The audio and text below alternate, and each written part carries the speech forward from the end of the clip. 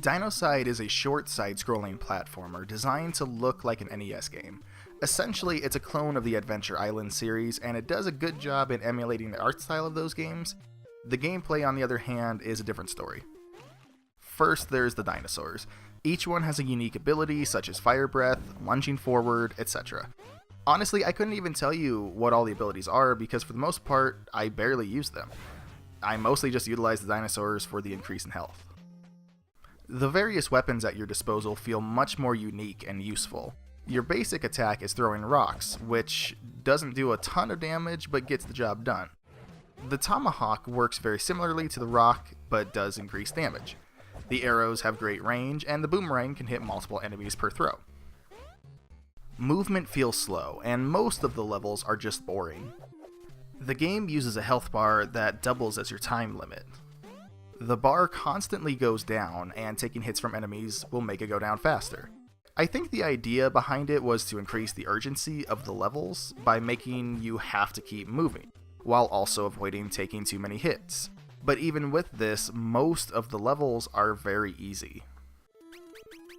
There is one later on that has lava rising immediately when it begins, and that one was pretty damn good and offered a decent challenge. The boss battles are okay. That's about it. Most of them have very basic mechanics which take you only a few moments to learn. With the exception of the final boss, I beat each one on the first try with almost no effort. The last boss, on the other hand, was a fucking pain in my ass for some reason. Even with these shortcomings, I still enjoyed my time with it. I'm a big fan of retro-inspired games, and Dinocide hits the mark even if the gameplay itself was a bit bland.